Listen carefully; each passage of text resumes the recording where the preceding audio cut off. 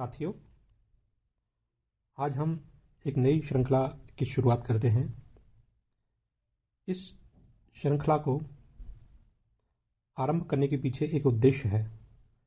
वो उद्देश्य यह है कि जैसा कि सभी को पता है कि राष्ट्र शिक्षा नीति, जिसको नई शिक्षा नीति के नाम से भी अधिकांश विद्वान छात्र जानते हैं, राष्ट्र शिक्षा नीति 2020 आरंभ हो चुकी है। इसमें जो विषय रहते हैं मेजर, माइनर, ओपन इलेक्टिव और इसके साथ साथ आधा पाठ्यक्रम या फाउंडेशन जिसको बोला जाता है। क्योंकि राष्ट्रीय शिक्षा नीति से विद्यार्थी उस रूप में परिचित नहीं है जैसे कि वो पहले वाले विद्यार्थी परिचित थे, इसलिए इसको समझने में विद्यार्थियों के लिए समस्या आ रही है। उस समस्या के निराकरण के लिए यह एक श्रृंखला आज आरंभ हो रही है। इसका एक उद्देश्य यह भी है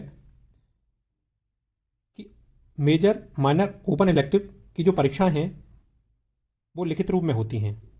उनके प्रश्नों के उत्तर विद्यार्थी लिखते हैं और फिर उसका मूल्यांकन किया जाता है।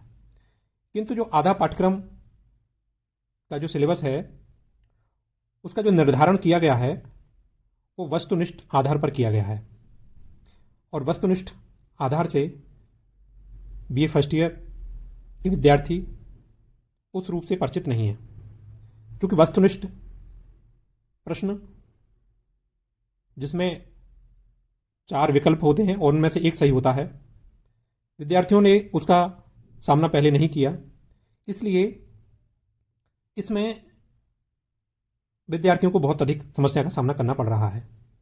और यह समस्या कोई छोटी मोटी नहीं है,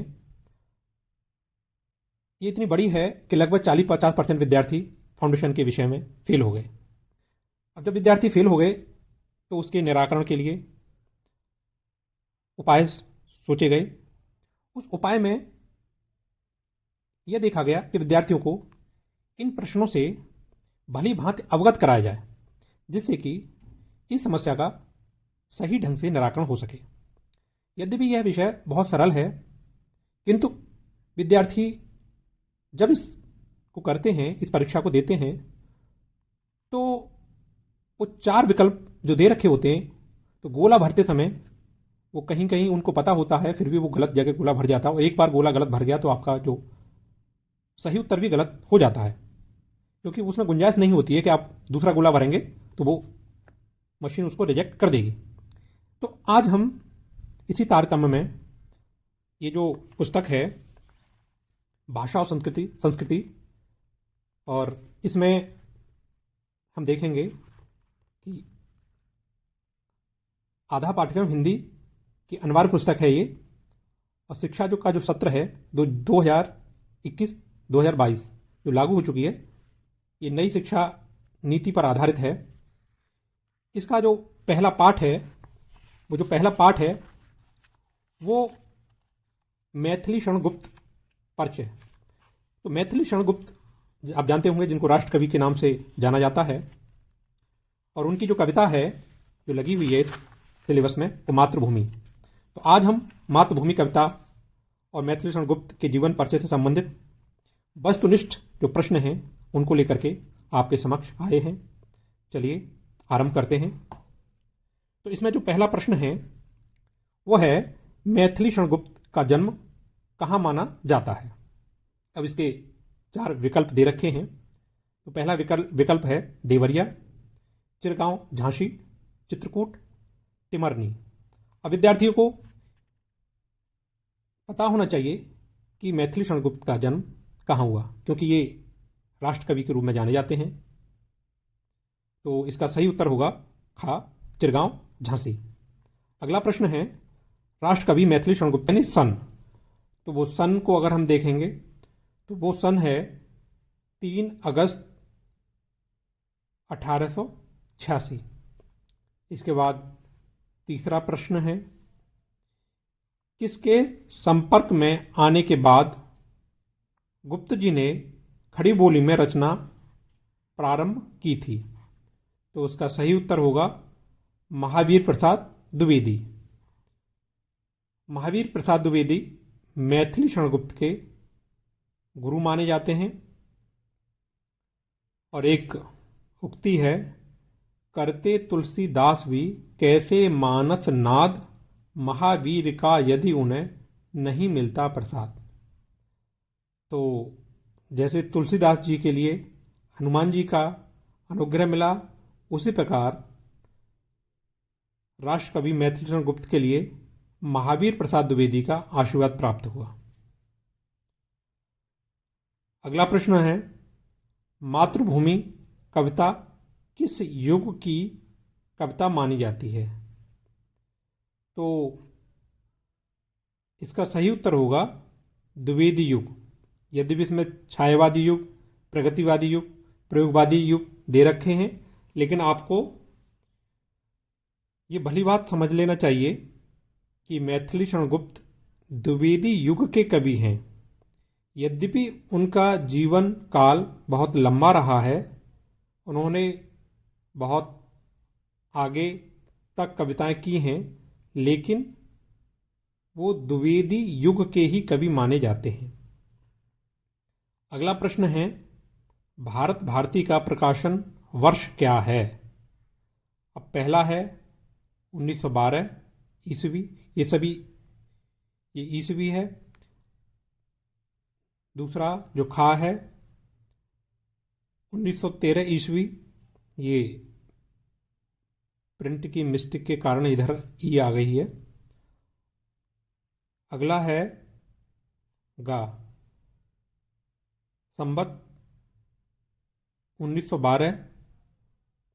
और अगला है शक 1912। अब इस प्रश्न में विद्यार्थियों को भ्रमित नहीं होना है। देखिए, संवत और सन, इसमें 57 वर्ष का अंतर है। ये बात विद्यार्थियों को पता होनी चाहिए। और जो शक संवत है, उसको भारतीय संविधान ने अंगीकृत किया है, तो ये भी हमारे विद्यार्थियों को पता होना चाहिए। अब इसका उत्तर कुछ इस ढंग से दे रखा है कि यहाँ ई है, यहाँ ई है, यहाँ सा है, यहाँ शक है। तो ये ईस्वी है, ये संवत है, और ये शक संवत है। ईस्वी जो ईसाई कैलेंडर के अनुसार चलता है। शक संवत जो है हमारे भारतीय संविधान ने अंगीकृत किया है। और संवत जितने भी हमारे धार्मिक अनुष्ठान किए जाते हैं, वो संवत के आधार पर ही किए जाते हैं, जिसको हम विक्रम संवत भी कहते हैं। अब इसका सही आंसर होगा 1912 ईस्वी। 1912 में भारत भारती का प्रकाशन हुआ था। ये भारत भारती मैथिली शरणगुप्त की बहुत महत्वपूर्ण कृति है, जिसको अंग्रेजी हुकूमत ने बैन लगा दिया था इस पर। यहाँ पर कुछ रचनाओं को मैं और दिखाना चाहूँगा। मैथिली शरणगुप्त की और भी रचना हैं। जरूरी नहीं है कि भारत भारती ही परीक्षा में आए, इसके अतिरिक्त इनकी जो महत्वपूर्ण रचना है वो भी आ सकती हैं। एक इनका महाकाव्य साकेत बहुत ही महत्वपूर्ण है, उसको भी विद्यार्थियों को पता होना चाहिए। इसके साथ साथ इनकी अन्य रचनाओं में आप देख सकते हैं, रंग में भंग 1910 में, जयद्रथ वध ये भी 1910 में, भारत भारती 1912 में, ये महत्वपूर्ण रचना है इनकी। इसके बाद पंचवटी, ये भी महत्वपूर्ण रचना है। मैं महत्वपूर्ण रचनाओं पर ध्यान आकर्षित कराना चाहूँगा। इसके बाद आप देखेंगे यशोधरा, साकेत, ये भी इनकी महत्वपूर्ण रचनाओं में से एक है। तो ये रचनाएं विद्यार्थियों को पता होनी चाहिए। ये जो पुस्तक है वो हजारी प्रसाद द्विवेदी का इतिहास ग्रंथ है। ये प्रमाणिक पुस्तक मानी जाती है। इसके बाद एक और पुस्तक है, मैं उसको भी आपके समक्ष लेके आया हूँ। ये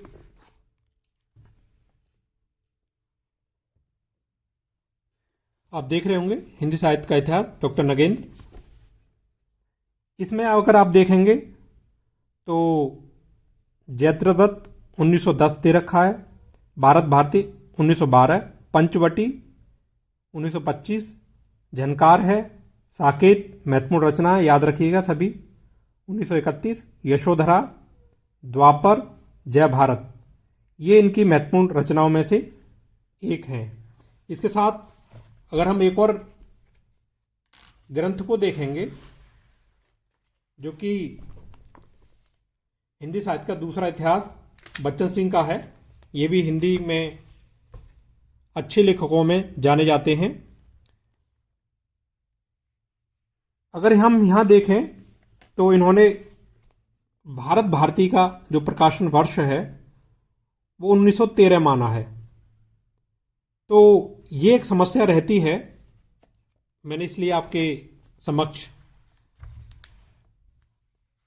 ये बात रखी क्योंकि कई पुस्तकों में आपको अंतर दिखलाई पड़ जाएगा। एक और है पुस्तक, इसमें भी आप देख सकते हैं, रंग में भंग, जयद्रथ, किसान, इनकी रचना दे रखी हैं। साथ ही साथ इनके जो प्रकाशन वर्ष हैं वो भी दे रखे हैं, आप वीडियो को पॉज करके देख सकते हैं। इसके बाद आगे चलते हैं। मातृभूमि किसकी सगुण मूर्ति है? तो इसका सही उत्तर होगा सगुण मूर्ति सर्वेश की। अगला प्रश्न है, गुप्त जी किस संप्रदाय परंपरा के प्रतिनिधि कवि हैं? तो वो वैष्णव संप्रदाय के प्रतिनिधि कवि माने जाते हैं। अगला प्रश्न है, 1953 में भारत सरकार ने इन्हें किस अलंकरण से सम्मानित किया था? तो इसका सही उत्तर होगा पद्म विभूषण से। इसके बाद अगला प्रश्न है, इनमें से कौन सी रचना गुप्त जी की नहीं है? अब देखिए, ये विद्यार्थियों के लिए बड़ी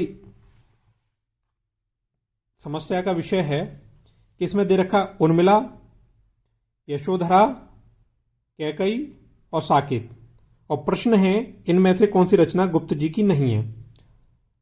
तो जो विद्यार्थी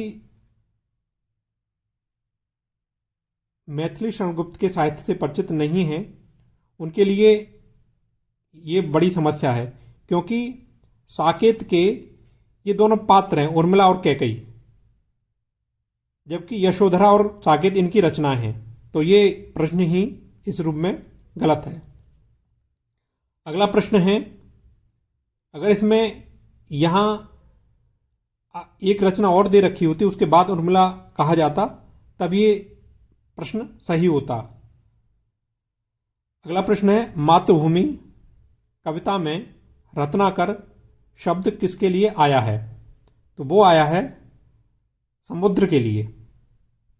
अगला प्रश्न है, नीलांबर कौन सा समास है? यानी नीलांबर शब्द में कौन सा समास है?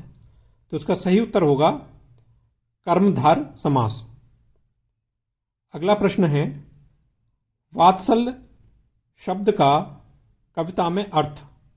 तो जैसा कि आप जानते होंगे, वात्सल्य जो शब्द है वो बच्चे के और माता के लिए दोनों का जो आत्म संबंध होता है वहाँ पर उसका प्रयोग किया जाता है।